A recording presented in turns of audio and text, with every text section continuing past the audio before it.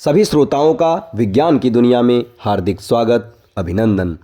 आज एक रोचक तथ्य जिसका शीर्षक है, क्या अमेरिका दुनिया को जंगल का कानून सिखा रहा है? निकोलस मादुरो मामला और अंतर्राष्ट्रीय व्यवस्था पर खतरा।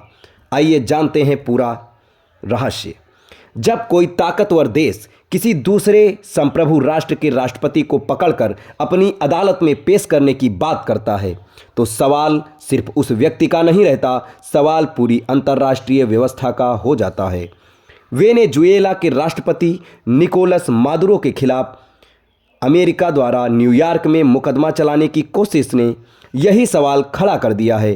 क्या अमेरिका एक खतरनाक मिसाल कायम कर रहा है? कानून या ताकत?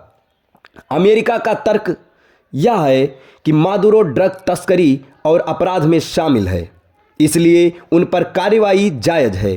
संभव है आरोपों में सच्चाई हो, लेकिन असली सवाल ये नहीं है।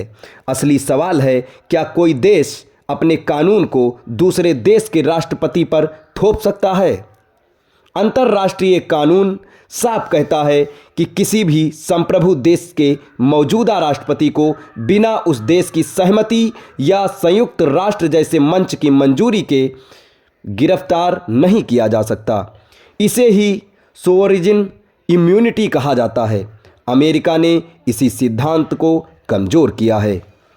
खतरनाक मिसाल क्यों?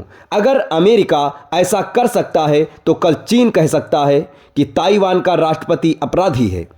रूस कह सकता है कि यूक्रेन का राष्ट्रपति युद्ध अपराधी है। ईरान, इजराइल, तुर्की, हर ताकतवर देश अपने दुश्मनों को अपराधी बताकर उठा सकता है। यानी दुनिया कानून से नहीं, ताकत के हिसाब से चलने लगेगी। यही वह मोड़ है जहां अंतर्राष्ट्रीय व्यवस्था टूटती है। अमेरिका की नैतिक साख पर असर। अमेरिका वर्षों से खुद को rule of law, human rights और ग्लोबल जस्टिस का रक्षक बताता आया है, लेकिन जब वही देश अंतर्राष्ट्रीय संस्थानों को दरकिनार करे और खुद जज, जूरी और जल्लाद बने, तो उसकी नैतिक साख कमज़ोर पड़ती है। आज ग्लोबल साउथ में यह धारणा मजबूत हो रही है कि अमेरिका के लिए नियम अलग है और बाकी दुनिया के लिए अलग। आखिर सही रास्ता क्या था?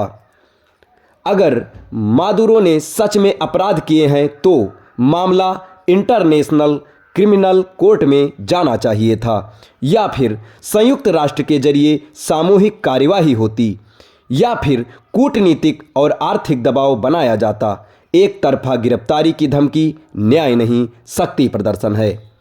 इन सब का निष्कर्ष यह निकलता है कि ये बहस मादुरो को निर्दोष साबित करने की नहीं है। ये बहस इस सवाल की है कि क्या दुनिया नियमों से चलेगी या फिर ताकत से। अगर आज अमेरिका नियम तोड़ेगा तो कल कोई और भी तोड़ सकता है, और फिर किसी को शिकायत का हक नहीं रहेगा। जब कानून ताकतवरों के हाथ में खिलौना बन जाए तो अंतर्राष्ट्रीय व्यवस्था नहीं, अराजकता बचती है। दोस्तों, ये विचार क्या सही है? अगर आप सभी लोगों को ये सही लगता है तो कमेंट बॉक्स में बताएं, और मेरे चैनल के साथ बने रहें, क्योंकि ऐसे रोचक तथ्य आपको हर वीडियो में मिलते रहेंगे। धन्यवाद।